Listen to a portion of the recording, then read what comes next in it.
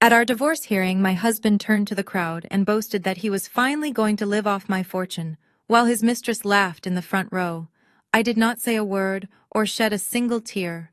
I simply slid a dusty yellow envelope across the mahogany table to the judge and whispered, "Check the date on his signature."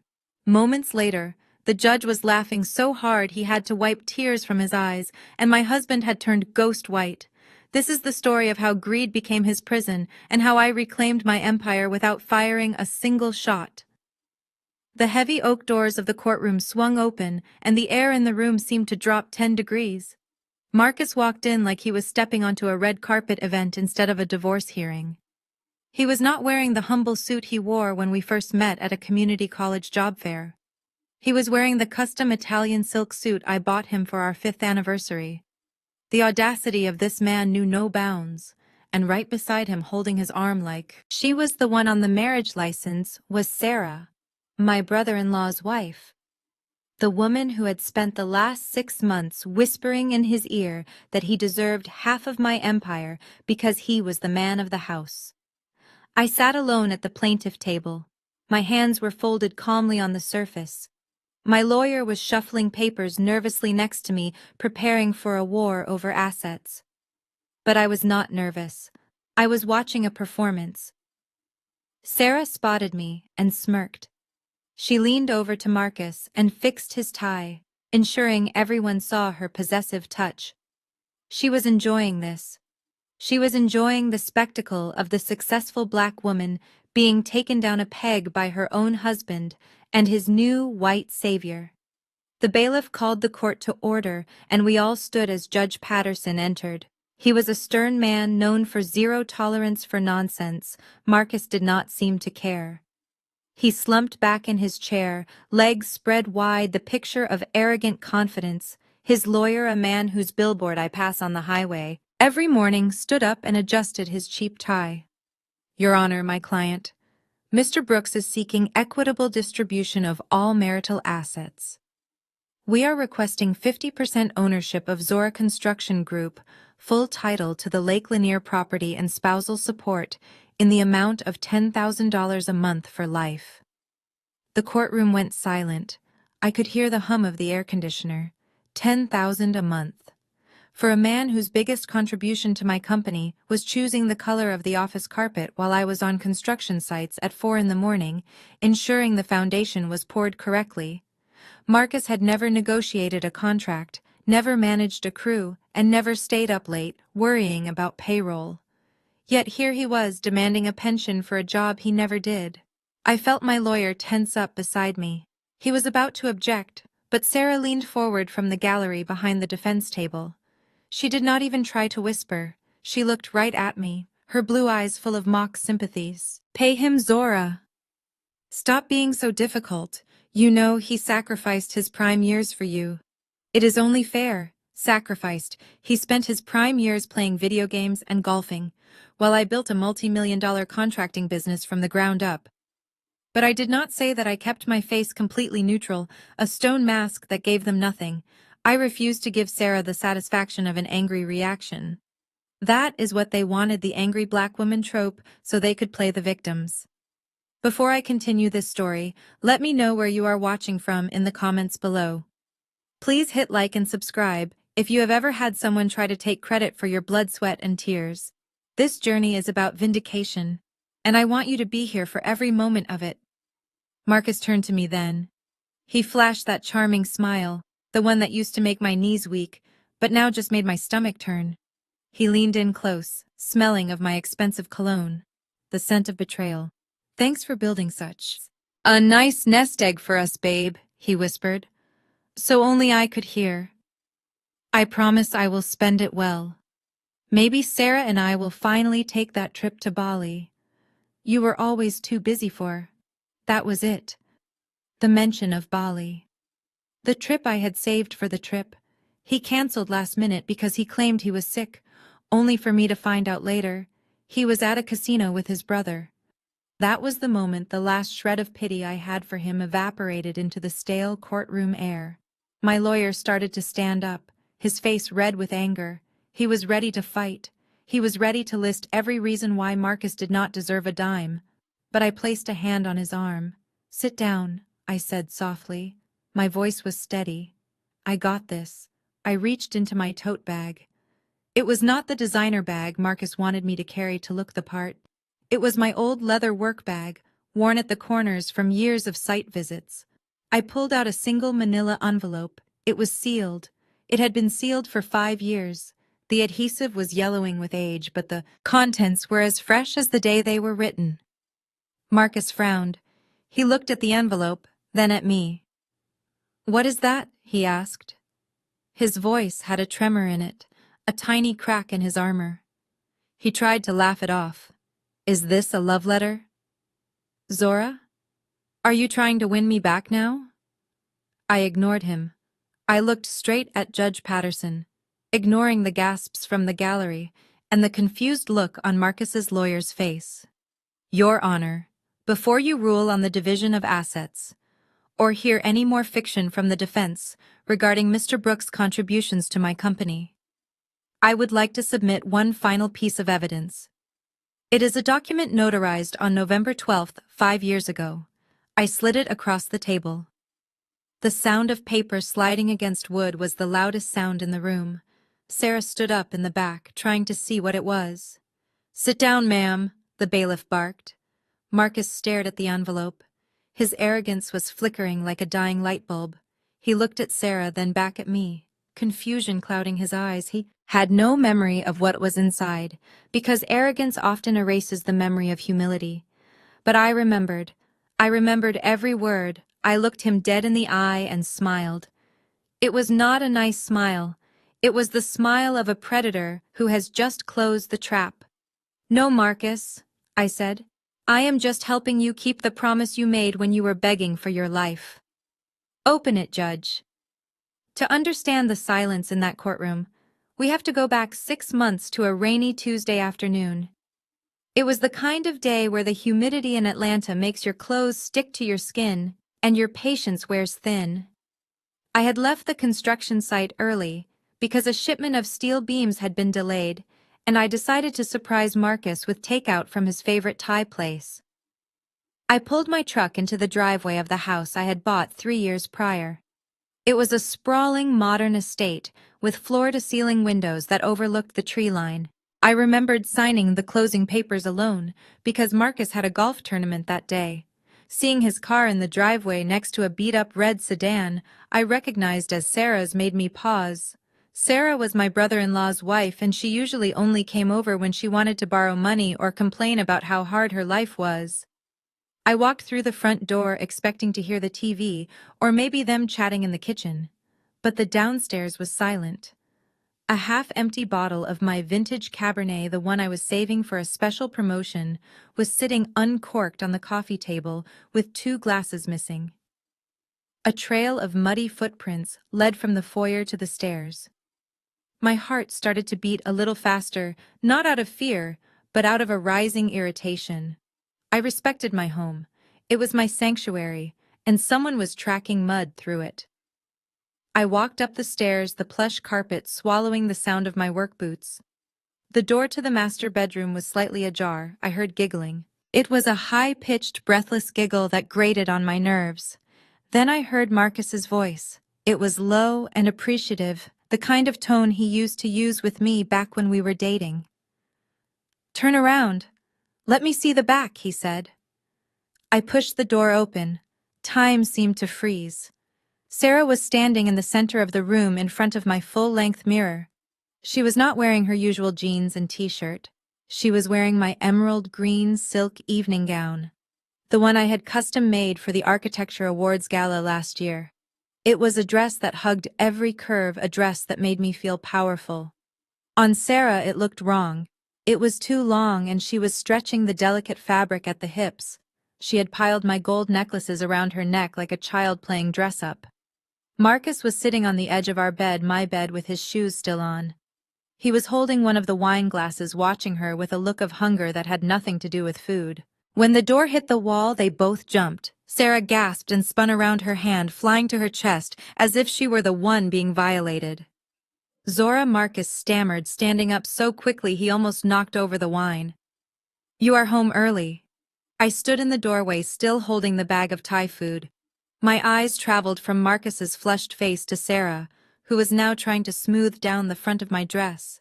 The audacity in the room was so thick I could taste it. What is going on here? I asked. My voice was dangerously calm. Sarah recovered faster than Marcus. She let out a nervous laugh and tossed her hair over her shoulder. Oh, Zora, you scared us. She did not apologize. She did not look ashamed. Instead, she looked at me with a strange mixture of pity and defiance. I was just helping Marcus pick out a gift for me, for my birthday next week. He wanted to see how this style looked, but honestly, I think it is a bit dated. I felt the blood rush to my ears. Dated. That dress cost more than her entire wardrobe. Yeah, Marcus chimed in, finding his footing. We were just comparing styles, babe. Sarah was just showing me what sizes look like. You know how hard it is to shop online. I looked at the mud on the floor. I looked at the wine glass leaving a ring on my antique nightstand. I looked at this woman wearing my success like a costume and my husband cheering her on. Take it off, I said. Sarah rolled her eyes. God, Zora, do not be so dramatic. I am not going to steal it. It does not even fit me right. It is too loose in the chest anyway. She was baiting me. She wanted me to scream. She wanted me to be the angry, aggressive woman so she could run to the family and cry about how mean Zora was. I took a deep breath. I said, take it off, put it on the bed, and get out of my house, both of you. Marcus stepped forward, his hands raised. Okay, calm down. Sarah, go change. Zora is just tired from work. You know how she gets when she is stressed. How I get? As if my reaction was a biological defect rather than a rational response to disrespect. Sarah sashayed into the bathroom to change, slamming the door behind her. I stood there staring at Marcus. He tried to touch my arm, but I stepped back. We will talk about this later, he said, grabbing the wine bottle. I am going to drive Sarah home. She is too tipsy to drive. He walked out, leaving me alone in the room that felt less like mine than it had 10 minutes ago. I sat down on the edge of the bed where he had been sitting. I felt dirty. I looked over at my vanity table. The drawers were slightly open. My stomach dropped. I walked over and pulled out the top drawer. My jewelry box was there, but the lid was askew. I opened it. My eyes scanned the velvet rose. The gold chains were there. The pearl studs were there. But in the corner, there was an empty space. The small black box that held the diamond tennis bracelet my grandmother had left me was gone. I ran to the window just in time to see Marcus backing his car out of the driveway. Sarah was in the passenger seat laughing. I watched them drive away, and for the first time I realized I was not looking at my husband and his sister-in-law. I was looking at two thieves, and I had just caught them casing the joint. That missing diamond bracelet was just the tip of the iceberg. I knew that if they were bold enough to steal from my bedroom, they were bold enough to steal from my bank account. Sleep was out of the question. That night, I waited until the house was quiet, until the only sound was the hum of the refrigerator and the occasional passing car. I made a pot of strong black coffee and sat down at the granite island in the kitchen, the cold stone pressing against my forearms, grounding me. I opened my laptop and logged into our joint investment accounts. I usually managed the finances because Marcus claimed numbers gave him a headache, but he had access. He had a debit card for emergencies and a login. I had foolishly shared with him 3 years ago, thinking marriage meant transparency. My fingers trembled slightly as I clicked on the transaction history. The screen refreshed, and there it was, staring back at me like a fresh wound. $50,000. It was a wire transfer dated 2 weeks ago. Labeled innocuously as Seed Investment Ventures, LLC, it sounded legitimate enough to anyone who did not know better. But I knew every vendor and every contractor we worked with, and I had never heard of this company. I copied the routing number and ran a quick search. The LLC was not a tech startup or a real estate holding company. It was registered to a residential address. An address I knew all too well. It was the rental house where Sarah and my brother-in-law lived. I dug deeper. My heart was pounding against my ribs. A slow, heavy drumbeat of betrayal. I found the business filing associated with the LLC. It was for a business called Serenity Glow, a boutique spa. And the registered agent was Sarah Brooks. I felt bile rise in my throat. $50,000 of my hard-earned money, the money I had set aside for our future children's college fund, had been funneled into a vanity project for a woman who stole my jewelry. I was still sitting there staring at the screen when Marcus walked into the kitchen. The next morning, rubbing sleep from his eyes, he looked so normal, so unbothered. He poured himself a cup of coffee and leaned against the counter, completely unaware that his world was about to tilt on its axis. "Good morning, babe," he said, reaching for a bagel. "You are up early. Working on a new bid." I did not answer. I simply turned the laptop around so the screen faced him. The brightness of the display illuminated the confusion on his face. "What is this?" he asked, squinting at the numbers. "It is $50,000. "Marcus," I said, my voice flat, devoid of the rage that was boiling underneath. "It is $50,000 sent to Sarah's spa. Why is my money funding your sister-in-law's failing business?" Marcus did not flinch. He did not look guilty.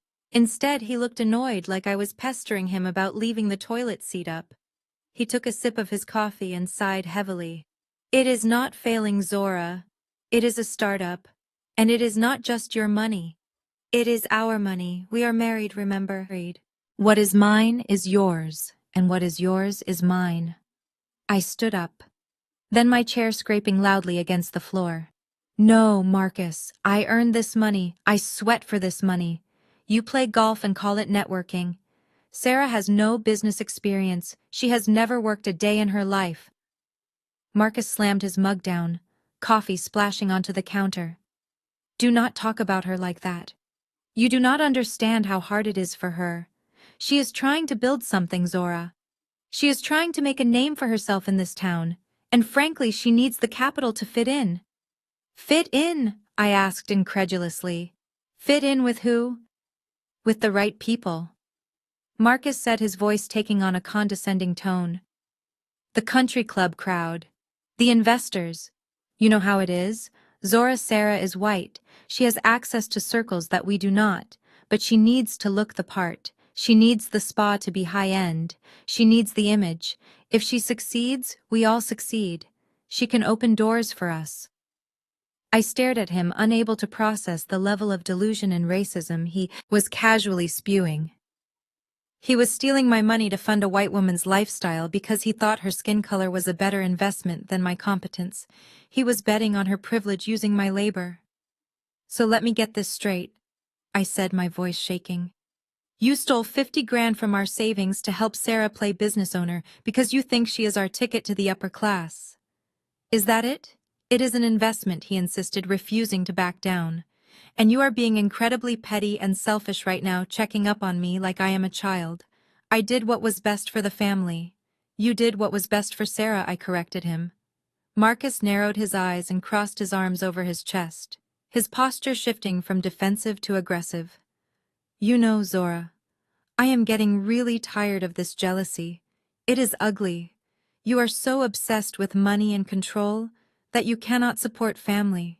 If you cannot trust my judgment, if you cannot support my vision for us, then maybe we should not be doing this anymore." I froze.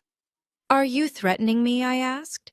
"I am saying that I need a wife who is a partner, not a warden," he said, his voice cold and sharp.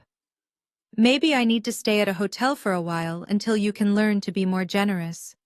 Maybe we need to rethink this marriage if you are going to count every penny." He was threatening to leave me. He was using our marriage as a bargaining chip to protect his theft. I looked at him, and for the first time I saw him clearly. He was not just a bad husband, he was a parasite threatening to kill the host if it stopped feeding him. "Go ahead," I whispered. My voice was barely audible, but it filled the room. "Go to a hotel. But do not think for a second that this conversation is over." Marcus scoffed, grabbed his keys, and stormed out, leaving me alone in the kitchen with the laptop still glowing, showing the deficit that was now my life. He thought his threat would break me. He thought I would beg him to stay and write another check to keep the peace, but as I watched the front door close, I did not feel fear. I felt a cold, hard resolve settling in my chest. He wanted a war over money. He had no idea he was declaring war on the bank. 2 days after I discovered my husband was siphoning our life savings to fund his sister-in-law's vanity project, I found myself standing in the middle of the grand ballroom at the Ritz-Carlton. It was my mother-in-law Beatrice's 60th birthday party. The room was draped in gold and ivory silk, and the centerpieces were towering arrangements of white orchids that cost more than most people's monthly mortgage. I knew exactly how much they cost, because I had written the check. In fact, I had written the check for the venue, the three-course dinner, the open bar, and the live jazz band playing soft melodies in the corner. The total bill came to $15,000. But as the guests began to arrive, I was not standing by the door receiving gratitude or holding a glass of champagne. I was running back and forth between the kitchen and the dining area, because Beatrice had decided at the last minute that the napkins were folded incorrectly. Marcus was nowhere to be found. He had disappeared an hour ago, claiming he needed to pick up a special surprise for his mother, leaving me to deal with the catering staff who were growing increasingly frustrated with Beatrice's demands. When Marcus finally walked in, the room went silent. He was not alone. He was walking arm in arm with Sarah. They looked like a couple stepping out of a fashion magazine. Sarah was wearing a shimmering silver gown that dipped low in the back and clung to her body like a second skin. It was stunning. It was also undeniably familiar. As she walked past me, I realized with a jolt that it was a dress from a designer I loved, a dress I had saved in my online shopping cart, but hadn't bought yet because I was being budget conscious. Clearly, Marcus had no such reservations when spending my money on her. Beatrice, who had been scowling at me moments before about the ice cubes melting too fast, let out a squeal of delight. She rushed past me, knocking into my shoulder without an apology, and threw her arms around Sarah. "Oh, Sarah, you look absolutely breathtaking," Beatrice gushed, her voice carrying across the room. "Look, everyone. Doesn't my daughter-in-law look like a movie star? This is what class looks like." I stood there holding a tray of appetizers that a waiter had shoved into my hands, feeling invisible. I was the other daughter-in-law, the one who actually paid for the roof over their heads and the food in their mouths. But to Beatrice, I was just the bank account. Sarah was the trophy. I took a deep breath and walked over to the table, forcing a smile plastered on my face. "Happy birthday, Beatrice," I said, holding out a small gift box. It was a diamond brooch she had been hinting at for months. Beatrice glanced at the box and gave a dismissive wave. "Oh, just put it on the gift table, Zora. And while you are up, can you go tell the bartender to bring Sarah a glass of Chardonnay? She looks parched from the drive. And get me a glass of water with lemon. No ice." The disrespect was so casual, so practiced, that it took the air out of my lungs. I was the CEO of a major construction firm. I commanded respect from contractors and city officials. But here in this room, surrounded by the people who claimed to be my family, I was treated like hired help. I looked at Marcus, expecting him to defend me, to tell his mother to get her own water. But he was too busy laughing at something Sarah was whispering in his ear, his hand resting comfortably on the small of her back. I did not get the water. I turned and walked away, finding a quiet corner near the back of the room. I watched as the night unfolded. I watched my husband spin Sarah around the dance floor while I stood alone. I watched Beatrice introduce Sarah to her friends as her son's better half, a slip of the tongue that felt intentional. Then came the speeches. Beatrice tapped her spoon against her crystal glass, calling for attention. She stood up, a little unsteady from the wine, and beamed at the room. "I have so much to be thankful for," she began. "My wonderful sons, and the women they chose." She paused and looked directly at Sarah. "Sarah, you bring such light and beauty into this family. You remind us all of the importance of grace and elegance." The room applauded. Then Beatrice looked at me. Her smile faded slightly. "And Zora, We are so lucky to have you too. It is truly a blessing that God gave you such a strong back for hard work. It is wonderful that you are so good at making money so you can support the people in this family who have the true gift of taste and culture like Sarah. The room went silent for a heartbeat before polite applause broke out. I felt like I had been slapped. It was not a compliment. It was a declaration of hierarchy. I was the mule. Sarah was the prize. I was the labor. Sarah was the luxury. I felt bile rise in my throat. I could not stand there and smile anymore. I needed air. I slipped away from the table while everyone was distracted by the cake cutting.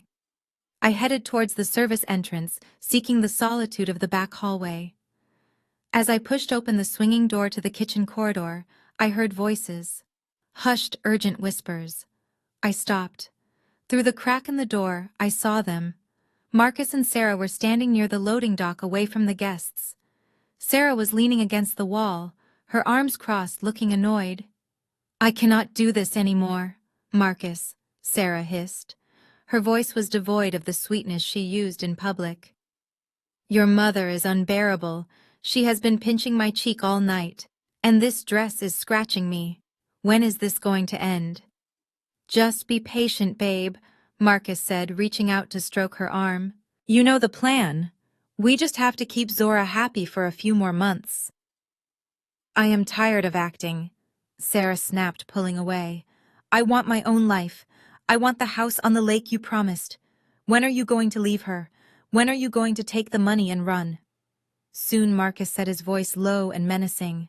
"The forensic accountant is almost done figuring out how to hide the assets. I want to make sure I bleed her dry before I file the papers.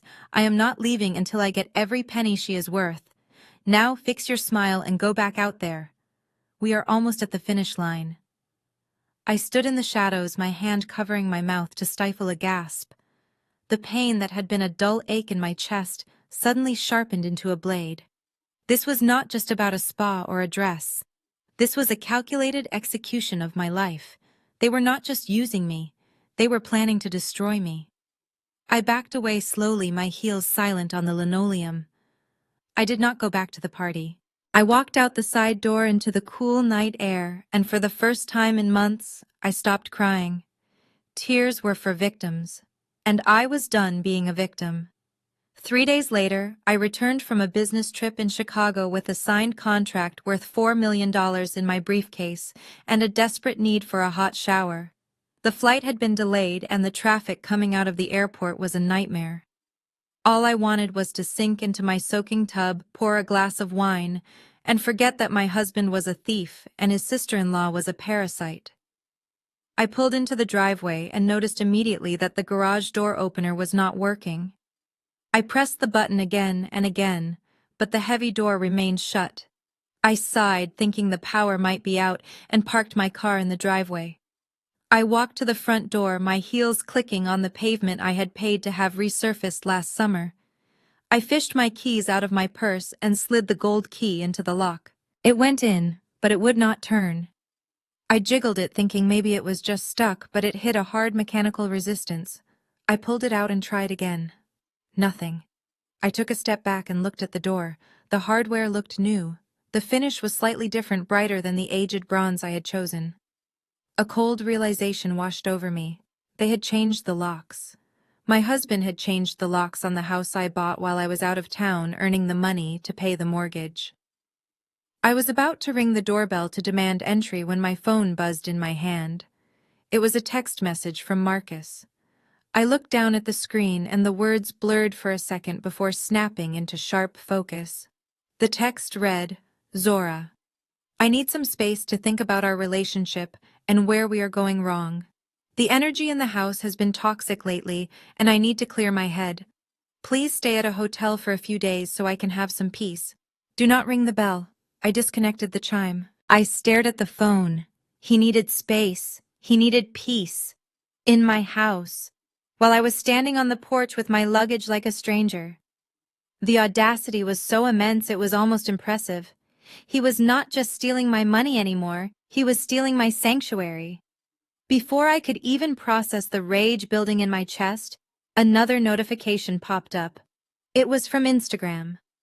A mutual friend had sent me a screenshot with the caption, "Did you see this?" I opened the image. It was a photo posted by Sarah 10 minutes ago. She was in a bathtub.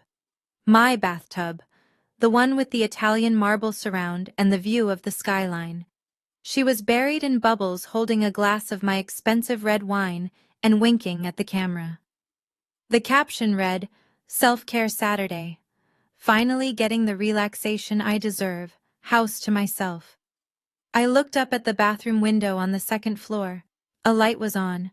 I could imagine her up there laughing at me sitting in my water drinking my wine while my husband guarded the door downstairs. They were not just living in my house, they were celebrating my displacement. They thought I would bang on the door. They thought I would call the police and make a scene so they could record it and show the judge how unstable I was. They were waiting for the angry black woman to make an appearance, but she was not coming. I lowered my phone and took a deep breath. The night air was cool against my skin. I did not shed a tear. I did not scream. Instead, a strange calm settled over me. It was the calm of a general who realizes diplomacy is no longer an option, and total war is the only path forward. I turned around and walked back to my car. I put my luggage in the trunk and climbed into the driver's seat. I connected my phone to the car's Bluetooth and dialed a number I had saved years ago but never hoped to use. It rang twice before a gruff voice answered. "This is Detective Miller." "Hello, Detective, this is Zora Brooks." I said, my voice steady and cold as ice. "I am ready to move forward. Initiate Plan B. And call my lawyer. I want to file the paperwork tonight." I put the car in reverse and backed out of the driveway. As I drove away, I looked in the rearview mirror one last time. I saw the silhouette of Marcus standing in the living room window, watching me leave. He probably thought he had won. He probably thought I was retreating. He had no idea that I was just going to get the ammunition. The morning the divorce papers arrived was also the morning my payroll account hit zero. I was standing in the middle of a construction site for a new library wing, reviewing blueprints with my foreman, when my phone buzzed. It was my accountant, and his voice was trembling. "Zora," he said, "I tried to run the payroll batch for this week and it was rejected. The bank says there is a freeze on all operational accounts due to pending litigation." I felt the blood drain from my face. Pending litigation meant only one thing. Marcus had filed first. He had beaten me to the courthouse, and he had filed an emergency motion to freeze assets claiming I was a flight risk or that I was hiding money. It was a classic move to choke off my resources and force me to settle quickly, just to keep my business alive. I hung up the phone and drove straight to my headquarters, my knuckles white on the steering wheel. When I walked into the glass-walled lobby of Zora Construction Group, the atmosphere was suffocating. My receptionist Kayla, who had been with me since I started this company in a garage, was crying. She was packing a cardboard box. Marcus was leaning against her desk wearing a suit. I had bought him for a gala last year, looking for all the world like the CEO he pretended to be in his fantasies. "What is going on here?" I demanded, my voice echoing off the polished concrete floors. Marcus looked up and smirked. "You are finally here," he said, checking his watch. "I was just doing some corporate restructuring. Since we are technically partners until the divorce is finalized, I decided to trim some fat. Kayla here is redundant. We need to save money if we are going to split the assets. 50-50. "You do not work here, Marcus," I said, stepping between him and Kayla. "Get away from her desk. You have never signed a paycheck in your life, and you certainly do not have the authority to fire my staff." He pulled a folded piece of paper from his inside pocket and waved it in my face. "Read the temporary order, Zora. It says, status quo must be maintained. But as a spouse with a claim to the business, I have a right to oversee operations to ensure you do not devalue the company. I am just protecting my investment. His investment. He called my blood, sweat and tears his investment." I looked around the office. My engineers, my architects, my project managers were all watching. They looked terrified. They knew payroll was due tomorrow, and they saw this man, this parasite trying to tear down the ship they were sailing on. I turned to Kayla. "Put the box down," I said softly. "You are not going anywhere. Go take a break in the break room." Marcus stepped forward, invading my personal space. "You cannot pay them, Zora. The accounts are frozen." "I know because I authorized the freeze. You have no cash, you have nothing, until the judge says so. You want to play hardball? Well, welcome to the big leagues." He was right about one thing. I had no access to the business accounts.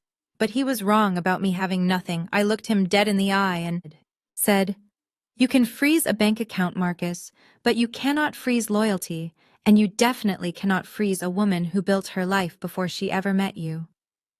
I turned on my heel and walked out of the office, leaving him standing there looking confused. I did not go to the bank, and I did not call my lawyer yet. I drove to a climate-controlled storage unit on the other side of town. Inside was the one thing I had bought with my inheritance from my grandmother long before I met Marcus. It was a vintage 1968 convertible, entirely restored in cherry red. It was my pride and joy, my Sunday drive car, and it was titled solely in my maiden name, proving it was pre-marital property. I called a collector. I knew who had been trying to buy it from me for years. I told him if he had cash he could have it today for 20% under market value. It broke my heart to see that car drive away. But I did not hesitate. I took the heavy duffel bag of cash and drove back to the office. It was 5 in the afternoon. The staff was still there, whispering nervously. Marcus was sitting in my office chair with his feet up on my desk, spinning a pen. I walked out onto the main floor and whistled loud and sharp. Everyone gathered around. I unzipped the bag and started stacking bundles of cash on the drafting table. "Payroll is here," I announced, my voice ringing clear. I apologize for the delay and for the disruption caused by the intruder in my office. For the next few weeks, until I clear this legal mess, we are doing things old school. Cash envelopes. I looked through the glass wall of my office. Marcus had stopped spinning the pen. His jaw was on the floor. He watched as my employees lined up, shaking my hand, thanking me, some of them hugging me. He had tried to starve us out, but he forgot that I knew how to survive a famine. He had tried to break my team's spirit, but he only reminded them who their real leader was. I looked at him through the glass and mouthed the words, "Get out." The day after I saved my company with a bag of cash, the atmosphere in the office was still tense but hopeful. My employees were working quietly at their desks, trying to ignore the elephant in the room, which was the impending destruction of my marriage. However, peace is a luxury I apparently could not afford. Around 10 in the morning, the glass doors of my lobby swung open with force, and in walked Sarah. She was not wearing the gala gown from the other night. Instead, she was dressed in a pristine white yoga outfit, looking every bit the suburban victim she was about to portray.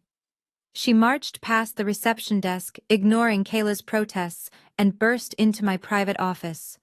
I was on a conference call with a supplier, but Sarah did not care. She slammed her expensive handbag onto my desk, ending the call with the press of a button. "I know you have money, Zora," she hissed, her face contorted with greed. "I saw the Instagram stories. Your employees were flashing cash yesterday. If you can pay them, you can pay me for my consulting fees on the spa project." I leaned back in my chair, crossing my arms slowly. "Sarah," I said, my voice low and controlled, "you are not a consultant. You are a thief, and I suggest you leave my office before I call security." Sarah laughed, a high-pitched sound that grated on my nerves. "You would not dare throw me out. I am family. And Marcus says, I own half of this place anyway, so technically this is my office too." She started walking around the room, touching my awards, picking up my framed degrees with a look of disdain. She was trying to provoke me, trying to get a reaction that she could use. Then she saw it. On the corner of my desk was the small safe where I kept petty cash. She lunged for it. "Give me the code," she screamed, clawing at the digital keypad. I stood up. Then, "Get away from there, Sarah." I moved around the desk to block her path.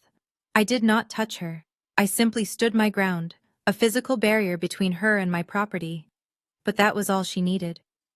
Sarah looked at me, and then a strange calculation flickered behind her eyes.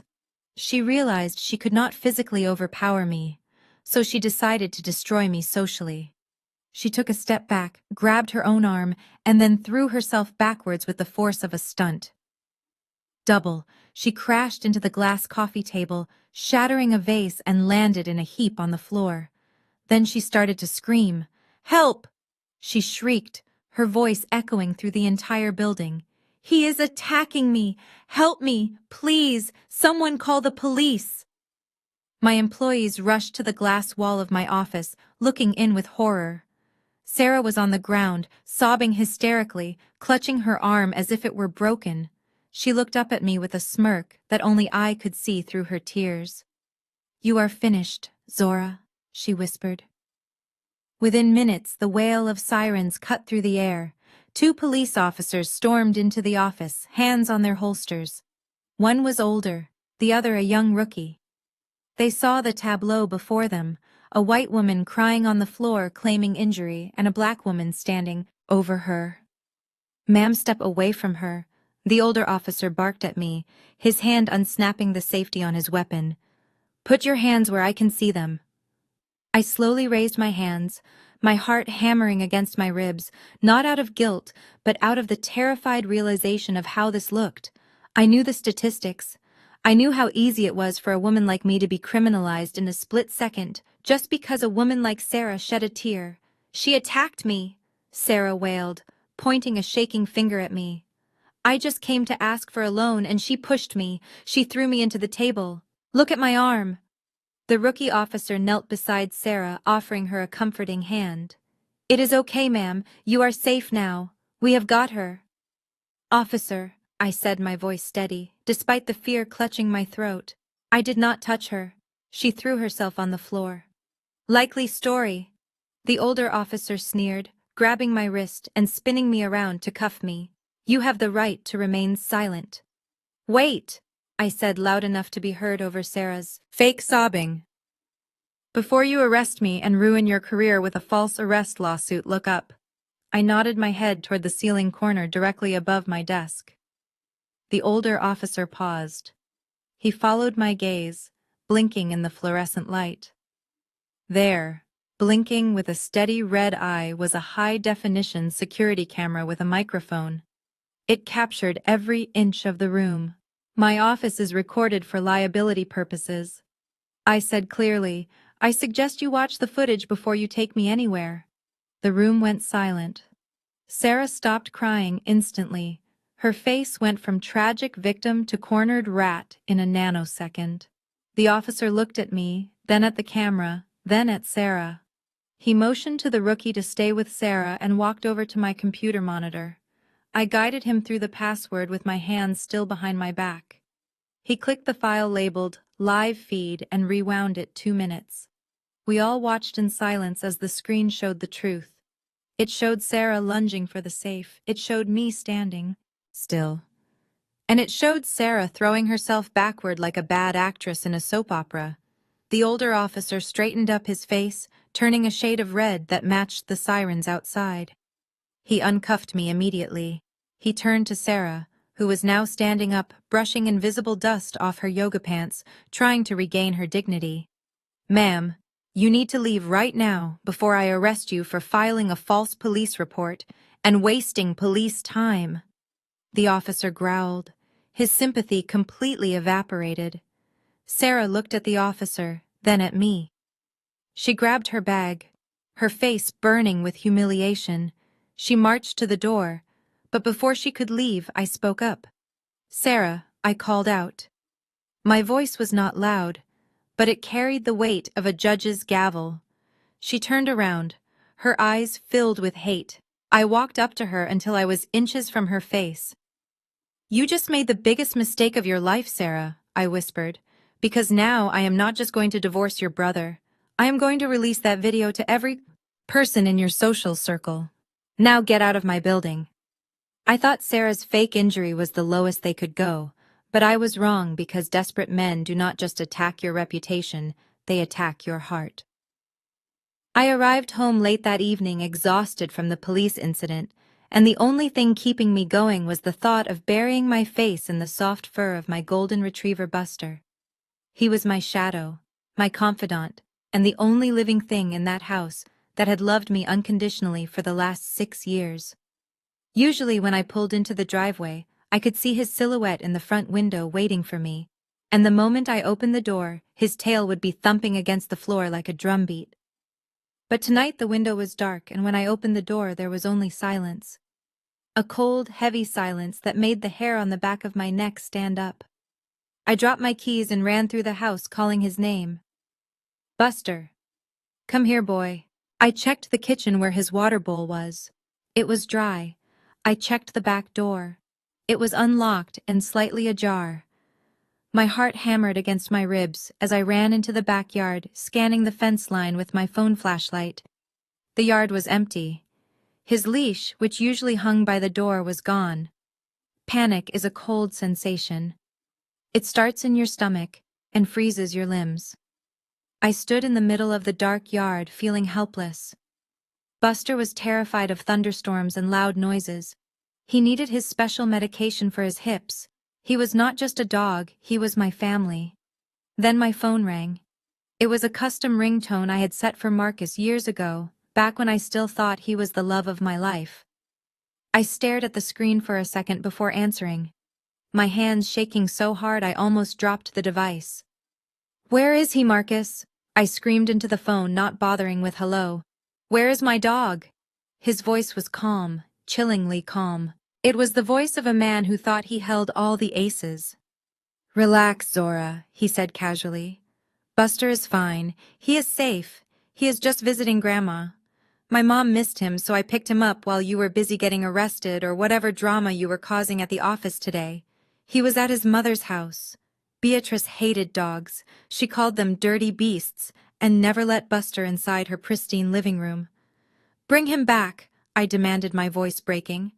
"Bring him back right now, or I swear to God, Marcus, I will burn everything down." Marcus laughed. It was a dry, hollow sound that scraped against my eardrums. "No need for threats, Zora. I am doing you a favor. You work so much anyway. I figured you did not have time for him. But taking care of a dog is hard work. It requires resources. Dog food is expensive. My mom's time is valuable." I realized then what this was. It was not a visit.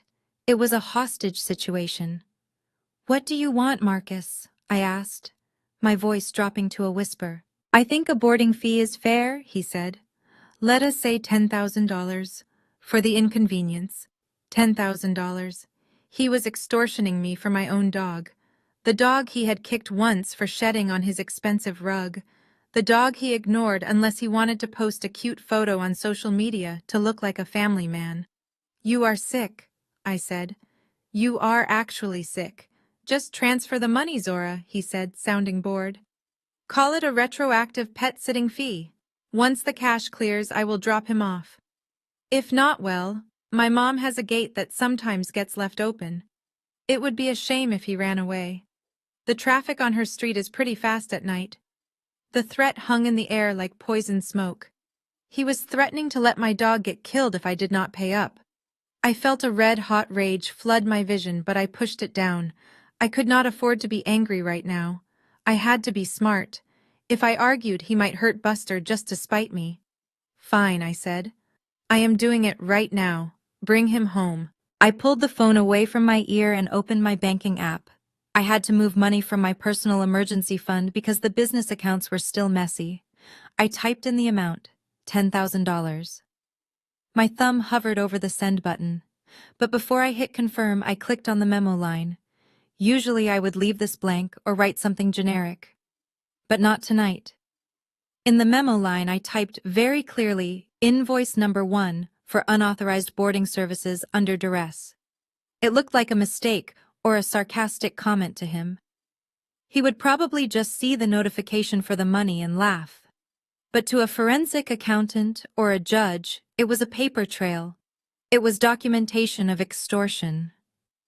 I hit send. There, I said into the phone. I sent it. Bring him back. Pleasure doing business with you, wife, Marcus said, and hung up. I stood in the dark kitchen waiting. I had just bought my dog back. But more importantly, I had just bought the first nail for his coffin. He thought he had squeezed me for cash, but he had just handed me a felony charge on a silver platter. I sat on the floor by the empty water bowl and waited for the sound of Marcus's car, knowing that when Buster came through that door, the war was officially no longer about divorce. It was about justice. I thought paying the ransom for my dog would buy me silence, but I underestimated how loud a lie can be when it is amplified by the internet. The next morning, I woke up to a phone that was vibrating so hard, it was dancing across my nightstand. I had hundreds of notifications. My first thought was that something had happened to one of my construction sites. Maybe a crane collapse or a fire. But when I unlocked the screen, I realized the disaster was not physical, it was digital. Sarah and Marcus had launched a coordinated attack on social media. Sarah had posted a video on her popular lifestyle page titled "The Truth About My Brother's Abusive Marriage." In the video, she sat next to Marcus, who looked down at his hands with practiced sorrow. She claimed that I was a narcissist, who controlled Marcus with money, isolated him from his family, and had been carrying on an affair with a younger architect at my firm. She even showed a bruise on her arm, the same bruise she had probably given herself when she threw herself at my glass table and claimed I had inflicted it during a rage-fueled episode. The video had gone viral within hours. Strangers were flooding my business page with one-star reviews, calling me a monster and a predator. The hashtags were trending: Justice for Marcus and Boycott, Zora Construction. I sat on the edge of my bed, feeling the room spin. It was a masterpiece of fiction designed to destroy the one thing I valued almost as much as my integrity, which was my reputation. Then the real damage started. My phone rang, and the caller ID showed Mr. Henderson, my biggest client. He was the developer behind the new downtown stadium project, a contract that kept 300 of my employees fed. I answered, trying to keep my voice steady. Zora, I saw the video, Henderson said, his voice clipped and cold. We have a board meeting in an hour. The investors are nervous. They do not want to be associated with a CEO who is under investigation for domestic violence. We are putting a hold on the contract until this clears up. Mr. Henderson, that video is a lie, I pleaded. It is a smear campaign by my husband because we are divorcing. I cannot take that risk. Zora, he interrupted, I am sorry. We are suspending operations, effective immediately. The line went dead. I sat there in my pajamas, watching my career crumble in real time, because a woman with a ring light and a man with no conscience decided to rewrite history. I opened the comments section of the video, hoping to see someone defending me. Anyone instead. I saw a comment from Beatrice, my mother-in-law. It was pinned to the top. My poor son, she wrote. Finally, the truth is out. We have been praying for him to escape her clutches for years. She is a wicked woman who thinks her money makes her God. Thank you, Sarah, for being brave enough to speak up, Beatrice. The woman whose mortgage I had paid off last Christmas. The woman whose medical bills I covered without asking for a dime. She was publicly crucifying me to protect the son who was currently robbing her blind.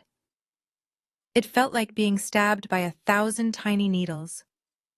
I drove to my office not knowing if I would still have a company to run by noon.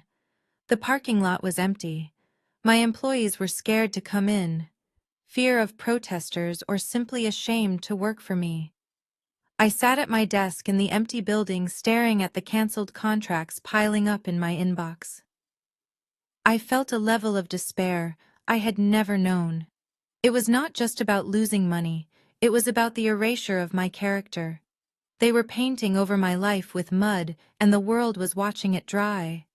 Just as I was about to close my laptop and perhaps give up entirely, a notification popped up in my personal email. It was not a hate mail. It was not a cancellation. The subject line simply read, "I know who he really is."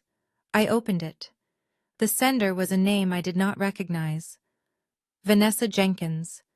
The body of the email was short and urgent. Dear Zora, you do not know me, but I was engaged to Marcus 6 years ago in Chicago before he moved to Atlanta. I saw the video Sarah posted, and I almost threw up. He did the exact same thing to me. He charmed me, moved into my apartment, drained my savings, and then accused me of abuse when I tried to kick him out. But I kept the receipts, and I kept the police report from when he forged my signature on a loan application. Attached are the court documents from Illinois regarding his fraud conviction that was sealed because he agreed to leave the state. Use them, destroy him. My hands shook as I clicked on the attachment. It was a PDF file scanned from old court records. There it was in black and white, Marcus Brooks convicted of check fraud and identity theft. The timeline showed he had met me exactly 2 months after fleeing Chicago. I was not his wife. I was his next mark. A cold smile spread across my face as I downloaded the file. The despair in my chest evaporated, replaced by the thrill of the hunt. They wanted a villain. Fine. I would show them what happens when you try to villainize the wrong woman. I forwarded the email to my lawyer with a 3-word message. Let us play. 3 days of silence is a lifetime in the digital age, especially when your reputation is being incinerated online. I let the rumors swirl, I let the cancellations pile up, and I let Marcus and Sarah believe that their smear campaign had finally broken me. I needed them to think I was cornered because a cornered animal is predictable, but a hunter in the shadows is deadly. I sent Marcus a text message that simply said, "You win. Let us meet to discuss the settlement." I chose a dimly lit steakhouse in Buckhead, a place where we used to celebrate our anniversaries, knowing the nostalgia would feed his ego. Marcus was already there when I arrived, sitting in a plush leather booth looking like the king of the world. He had ordered a bottle of Dom Perignon before I even walked in, clearly celebrating his victory. I had dressed for the part wearing no makeup, my hair pulled back in a messy bun and a generic gray sweatshirt. Instead of my usual tailored suits, I wanted to look broken. I wanted to look like the unstable, defeated woman Sarah claimed I was in her videos. Marcus poured me a glass of champagne without asking, expecting me to drink to my own demise. "You look tired, babe," he said, his voice dripping with fake concern. "It is tough when the world finally sees the real you, isn't it?" I kept my eyes on the table, resisting the urge to throw the crystal flute in his face. "I just want it to stop, Marcus," I whispered, forcing a tremor into my voice. "I cannot lose my company. I cannot lose my reputation anymore." "What do you want? Just tell me what you want, and I will sign." He smiled a predatory grin that made my skin crawl. He reached into his jacket pocket and pulled out a folded piece of linen paper. He smoothed it out on the table next to the sweating ice bucket, as if it were a treasure map. "Here is the term sheet Sarah and I put together. It is very generous considering you are an abuser." I looked at the list. It was insane. It was not a settlement, it was a robbery. He wanted 50% of Zora Construction regardless of the prenup. He wanted full title to the Lake Lanier house, full title to my current residence, and a lump sum cash payment of $2 million for emotional distress. $2 million for the man who stole my dog and slept with my sister-in-law's mind, if not her body. "This is everything," I said, my voice trembling intentionally.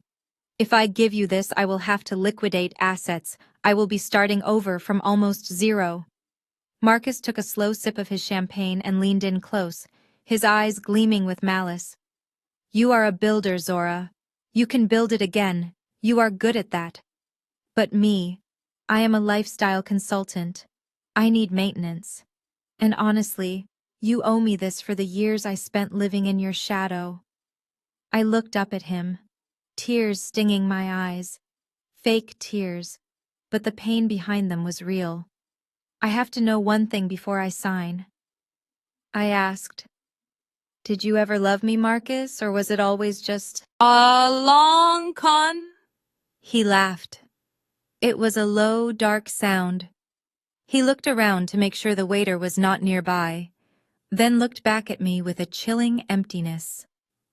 "Zora, I saw you at that job fair 10 years ago. You were wearing a cheap suit, but you had that fire in your eyes. I knew right then and there that you were going to be rich. I did not marry a woman. I married a lottery ticket. And I have been waiting 10 years to cash out. So yes, I loved you. I loved your potential to make me wealthy. Now pay up, because your time is up." I felt a cold shiver go down my spine. It was the confirmation I needed. The final piece of the puzzle. The confession of a sociopath. I took a deep, shaky breath and wiped the fake tear from my cheek. I looked at the list one last time, memorizing the greed in his handwriting. "Okay," I said. I picked up the glass of champagne and took a sip, masking my disgust. "You win, Marcus. I will have my lawyer draw up the papers based on this list. We can sign everything in court next week," he toasted, the air looking satisfied. Smart girl. He did not notice my hand slip into my open purse under the table and press the stop button on the voice recorder app running on my backup phone. I stood up, leaving the champagne unfinished. "I will see you in court, Marcus," I said, walking away, knowing that I was not just walking out of a restaurant, I was walking toward his execution. While I was quietly gathering the ammunition to destroy them in court, Marcus and Sarah were busy digging their own graves with a golden shovel. Arrogance is a dangerous drug, and after our meeting at the steakhouse they were overdosing on it. They truly believed that I was defeated. They believed the $2 million settlement was a done deal and that the money was as good as in their bank accounts. But greed is impatient, and Sarah did not want to wait for the legal system to process the paperwork. She wanted her lifestyle upgrade immediately. Because Marcus had a credit score lower than his IQ and a fraud conviction on his record, no reputable bank would touch him with a 10-foot pole. But in the underworld of high-interest lending, there are always sharks willing to circle if they smell blood. Marcus took the term sheet, the one I had pretended to agree to at the restaurant, and used it as collateral. He went to a private lender, a man known on the streets as Big T, who operated out of the back of a pawn shop in downtown Atlanta. Big T did not care about credit scores. He cared about assets and assurances. Marcus showed him. The paper showed him the valuation of my company and promised him that within 30 days he would pay back the loan with 20% interest. They borrowed $200,000 in cash. It was a staggering amount of money to owe a man who solved problems with a baseball bat instead of a subpoena. But Marcus was so blinded by his perceived victory that he signed the promissory note without reading the fine print, which likely included a clause about his kneecaps with the cash burning. A hole in their pockets. They did exactly what I expected them to do. They went shopping for a new life. Sarah had her eyes on a sprawling mansion in a gated community, a place where she could look down on the neighbors she desperately wanted to impress. The house cost nearly $2 million, but they used the loan money to put down a non-refundable deposit and cover the closing costs, assuming the rest of the settlement money would arrive in time to pay off the mortgage balance. I found out about this because Sarah could not help herself. She posted a photo of a set of antique keys dangling in front of a massive oak door with the caption, "New Beginnings." The universe rewards those who manifest their dreams. Manifest. She called it as if stealing my money was a spiritual practice. But the universe has a funny way of balancing the scales just 3 days after they handed over the cash to the real estate agent. The reality of their deal with Big T started to set in. The lender was not a patient man. He started calling Marcus, checking in, reminding him that the clock was ticking and the interest was compounding daily. I was in my office reviewing the final affidavit with my lawyer when my phone rang. It was Marcus, and he sounded breathless, panic edging into his voice. "Zora, We need to move the court date up, he demanded, skipping the pleasantries. Why wait until next week? My lawyer says we can file an emergency motion to finalize the agreement tomorrow. Let us just get this over with so we can both move on. I leaned back in my chair, swirling the ice in my water glass, watching the city skyline through my window. Why the rush, Marcus? I asked, keeping my voice calm and detached. I thought you wanted to savor your victory. Usually these things take time. The judge needs to review the asset division. We do not need a review. He snapped, his voice cracking slightly. We have an agreement. You agreed to the terms. I just want to sign the papers. Zora, stop dragging your feet or I will ask for more money. He was threatening me again, but this time the threat felt hollow. It sounded like fear. I could hear a background noise on his end. A heavy, rhythmic thumping like someone banging on a door. Who is at the door, Marcus? I asked innocently. Nobody. He lied quickly. It is just the television. Look, Zora, just tell your lawyer to accept the expedited hearing. I need that check by Friday. Do you understand me? By Friday? Or things are going to get ugly. Things are already ugly, Marcus, I said. But fine. If you are in such a hurry, I will tell my lawyer to agree to the earlier date. I will see you in court tomorrow morning. I hung up the phone and smiled. He had just walked right into my trap. He was being squeezed from both sides, the loan shark on one end, demanding payment, and me on the other, holding the purse strings.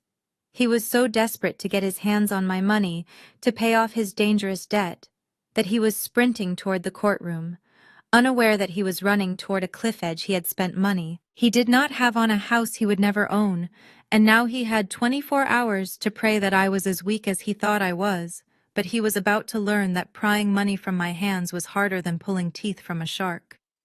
The deposition took place 2 days later in the sterile conference room of my lawyer's office. It is a room designed to intimidate, with floor-to-ceiling windows overlooking the city, and a long mahogany table that shines like a mirror. Marcus sat across from me, looking every bit the successful businessman he pretended to be. He was wearing a new watch, a Rolex that I suspected was purchased with the loan shark money, and he had Sarah sitting right behind him, acting as his unofficial legal counsel, whispering in his ear every time my lawyer paused to look at his notes. A deposition is not a trial. It is a fact. Finding mission where everything you say is recorded under oath by a court reporter whose fingers moved across her stenotype machine with a rhythmic clatter that sounded like the ticking of a clock counting down to Marcus's destruction. My lawyer, Mr. Sterling, was a man of few words. He did not yell. He did not pound the table. He simply asked questions, with the polite curiosity of a man dissecting a frog. Mr. Sterling adjusted his glasses and looked at Marcus. Mr. Brooks, you have claimed in your filing that you are entitled to 50% of Zora Construction Group because of your significant contributions to the company's growth. Is that correct? Absolutely, Marcus said, leaning back in his chair, arrogance radiating off him like heat. Zora is a great architect. Sure, but she has no head for business. I was the one who built the brand. I was the vision behind the expansion. I kept my face perfectly still, staring at a watermark on the legal pad in front of me. Inside, I was screaming with laughter. Marcus's idea of building the brand was suggesting we change the logo to gold foil, which I rejected because it looked cheap. Can you be more specific, Mr. Sterling? Asked, his voice level. What specific duties did you perform? Did you manage the accounts? Did you negotiate contracts?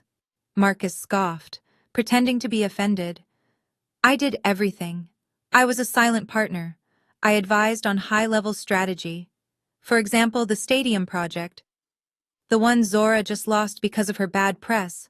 I was the one who told her to bid on that. Without me, she would still be renovating kitchens in the suburbs.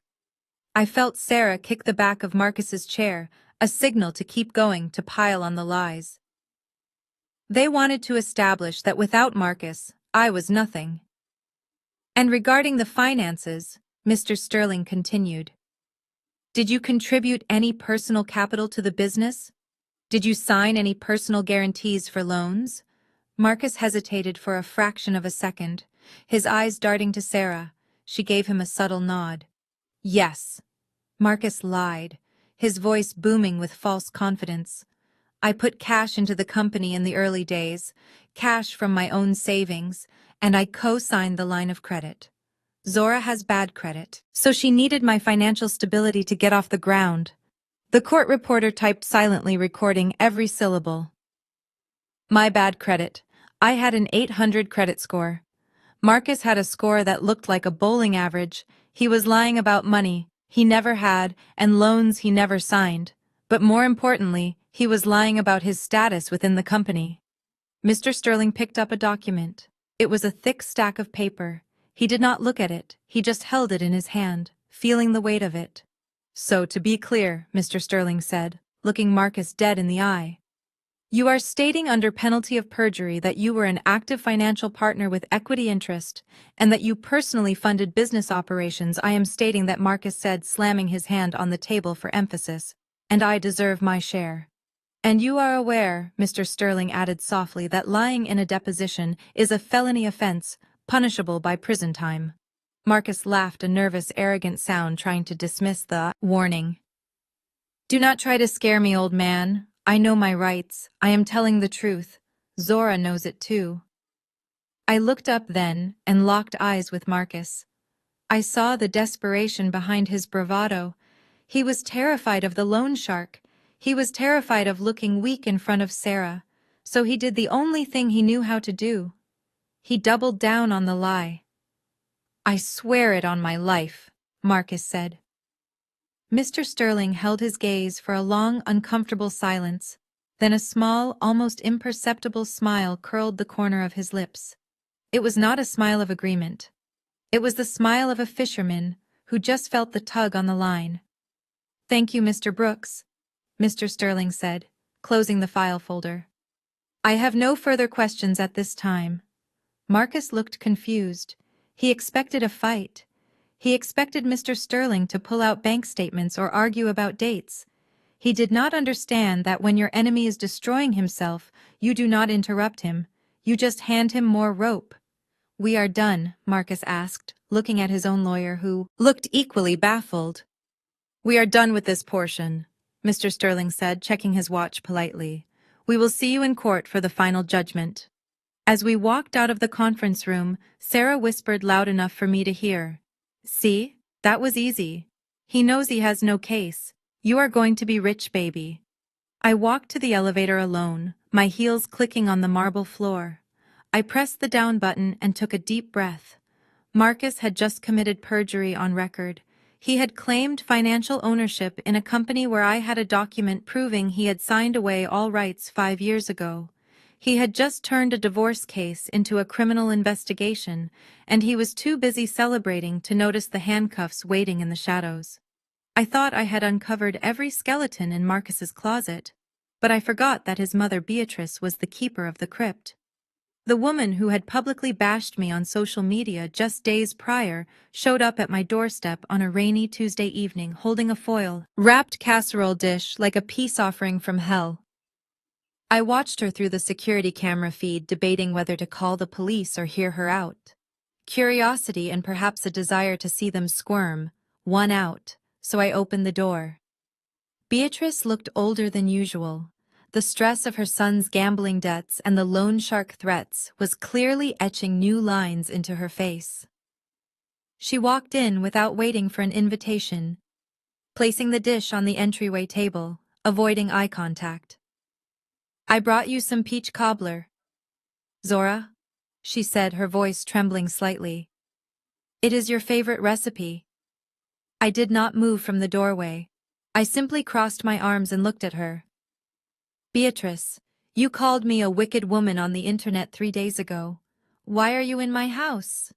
She sighed a heavy, dramatic sound and clutched her purse tightly to her chest. Look, Zora, family fights. We say things we do not mean, but I am here because I am worried about my future. You know, Marcus is impulsive. When he gets that settlement money from you, I am afraid he is going to blow it all on Sarah and that big house. And where does that leave me? You promised to take care of me in my old age. Zora, you promised. I stared at her in disbelief. She was here to cut a side deal. She knew her son was a disaster, so she wanted to secure her own payout directly from the woman she was helping to destroy. You want money, Beatrice? I asked, my voice flat. You want me to write you a check while your son is trying to bankrupt me? It is not like that, she pleaded, stepping closer, grabbing my hand with her cold, clammy fingers. I am just asking for a small stipend. A retirement fund. You have so much, Zora. You will make it back. But I need security, and honestly, you owe it to the family after, well, after everything. After everything. I pulled my hand away sharply. What does that mean, Beatrice? What do I owe you for? She looked down, shifting her weight nervously. Well, for not giving him a family. Zora, a man needs a legacy. You were always so busy with your buildings and your contracts. You never made time to be a wife in the way that matters. Marcus was lonely. The accusation hit a nerve. She knew I had struggled with fertility issues. She knew how many nights I had cried over negative tests while Marcus was out playing golf. But she was using it as a weapon to justify extortion. So because I was working to pay for this house, I owe you money? I asked. Beatrice's eyes flashed with a sudden defensiveness. Look, do not act so high and mighty. Marcus has responsibilities now. He has mouths to feed, and if he does not get that money from you, the boy is going to suffer. The air in the room seemed to vanish. I froze. The silence that followed was so loud it rang in my ears. The boy, I repeated slowly, my voice barely a whisper. What boy, Beatrice? She covered her mouth, realizing she had slipped, but then she dropped her hand and looked at me with a mix of pity and malice. Well, I guess it does not matter now, since you are divorcing anyway. Yes. The boy. Little Marcus Jr. He turned 3 last month. 3 years ago. 3 years ago. We were trying for a baby. 3 years ago, I was undergoing hormone treatments, while Marcus was allegedly on business trips to Miami. Who is the mother? I asked, my voice shaking, not from sadness, but from the sheer magnitude of the betrayal. Some girl he met in Miami, Beatrice said, waving her hand dismissively. She is nobody, a bartender, but she gave him a son, Zora, a beautiful, healthy boy, and Marcus has been paying for them quietly for years. That is why he needs the money. That is why he was so desperate. He wants to bring the boy here. He wants to be a father. Finally. I felt a wave of nausea, but it was quickly replaced by a cold, hard clarity Marcus had been siphoning. Our money not just for Sarah, but to support a secret family. And Beatrice, his mother, had known the whole time. She had held my hand while I cried about not getting pregnant, all while bouncing her secret grandson on her knee behind my back. Does Sarah know? I asked. Of course Sarah knows, Beatrice scoffed. Sarah helped him set up the payments so you would not find out. They are family. Zora, we look out for each other. Unlike you. She thought she was hurting me. She thought she was twisting the knife. But she had no idea what she had just done.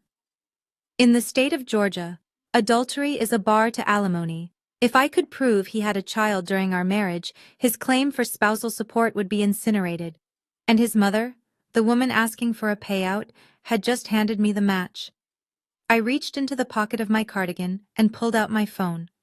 The screen was glowing red, indicating that the voice recorder had been running since she rang the doorbell. Beatrice looked at the phone and her face went pale. You recorded me, she gasped. Every word I said, stepping forward, forcing her to back toward the door. I have you on tape admitting that Marcus fathered a child 3 years ago during our marriage? You just confirmed adultery and dissipation of marital assets to support a mistress. Beatrice stumbled back, hitting the doorframe. Zora, wait. You cannot use that. That is private family business.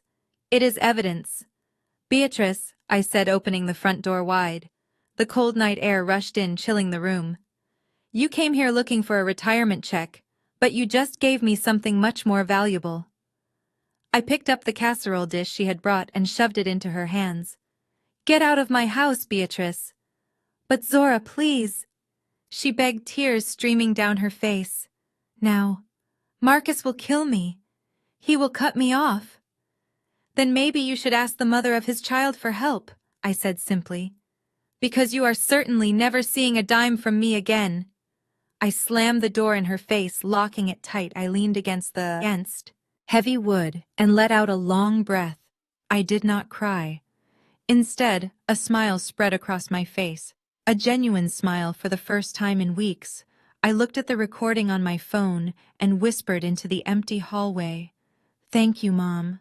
You just saved me $1 million. The night before the final court hearing is usually a time for quiet reflection and nervous pacing, but my husband has never been one for reflection, because that requires a conscience he does not possess. Instead of preparing his testimony or reviewing his legal strategy, Marcus decided to throw a victory party 12 hours before the judge even banged the gavel. I sat on the floor of my cramped short-term rental apartment surrounded by cardboard boxes and watched the spectacle unfold on my phone screen.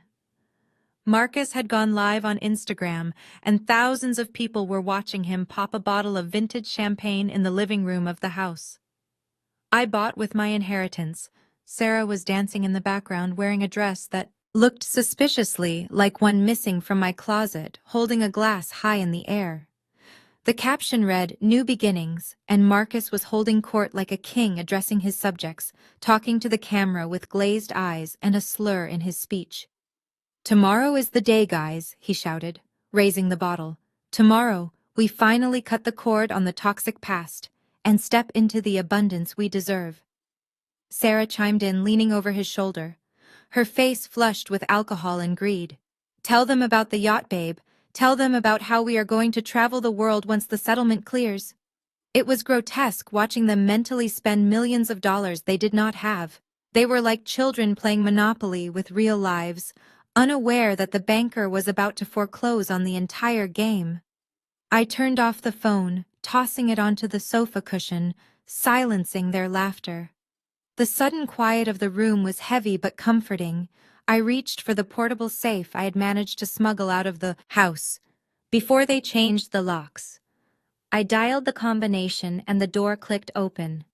Inside sat a single manila envelope, the corners bent, and the paper smelling faintly of mildew and time. I pulled out the document inside. The paper was thin and fragile, but the ink was dark and permanent. I ran my finger over the signature dated 5 years ago, looking at the jagged scrawl of a man who was terrified of having his kneecaps broken by a bookie. Back then he had been crying, begging me to save him from his own gambling addiction. He had signed this waiver without reading a single word, just grateful that I was writing a check to clear his debt. He thought he was signing a receipt, but he was actually signing his resignation. He had forgotten this night existed. Alcohol and arrogance had scrubbed it from his memory. But I remembered. I remembered the smell of his fear and the way he promised to be a better man. If I just fixed his mess one last time. I had fixed it all right. I had fixed it so he could never hurt me financially again. I looked around the small rental unit at the peeling paint on the walls and the mismatched furniture. It was a far cry from the luxury I had built, but it did not matter, because I knew this was just a waiting room. I was not living here. I was simply camping out before the final assault. I slid the document back into the envelope and placed it next to my keys and my sunglasses. It was the only weapon I needed. I took a sip of my herbal tea, feeling the warmth spread through my chest, chasing away the chill of the air conditioning. Marcus and Sarah were probably still dancing, stumbling around my living room, spilling wine on my rugs, celebrating a victory that was actually a mirage. I picked up my phone again, not to watch the circus, but to end it. I opened my messages and found the thread with my assistant Kayla, who had stayed loyal through the smear campaign and the frozen accounts. I typed a message that was short, precise, and final. Prepare the moving trucks and call the locksmith for noon tomorrow. We are taking back the castle. The echo of Marcus's boastful demand for $10,000 a month was still hanging in the air like a bad smell. He sat back in his chair, crossing his legs at the ankle, looking at the judge with the expectant grin of a child waiting for dessert. He thought he had delivered a performance worthy of an award, but he had no idea he was standing on a trapdoor that I had just unlatched.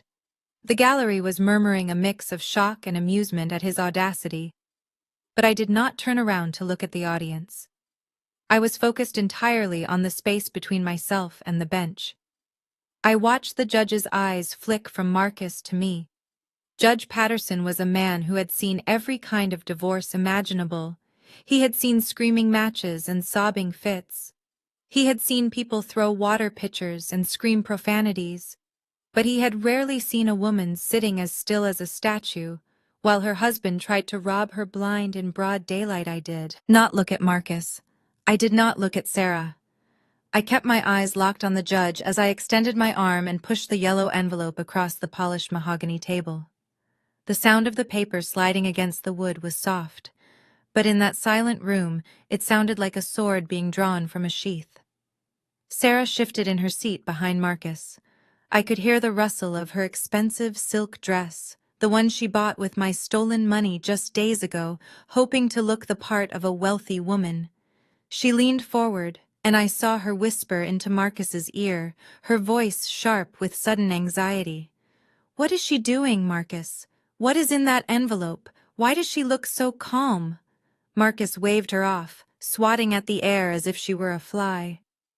"Do not worry, babe," he whispered back, loud enough for the stenographer to catch it. "It is probably just another desperate love letter, or some plea for mercy. She knows she is beaten. She is just trying to drag this out because she cannot handle losing me." His arrogance was a physical thing, a shield that blinded him to reality. He genuinely believed that I was still the woman who would beg for his affection. He had forgotten that I was also the woman who negotiated contracts with steel unions and navigated city zoning laws. He forgot that I played the long game. Judge Patterson reached out his hand. The movement was slow, deliberate. He picked up the envelope, testing its weight. He looked at me over the rim of his spectacles, his expression unreadable. "Is this the evidence you mentioned, Ms. Brooks?" he asked, his voice grave. "Yes, Your Honor," I said, my voice steady, clear and loud enough to reach the back of the room, where my mother-in-law was sitting clutching her purse, hoping for a payday. "It is the only evidence that matters." The judge tore open the seal.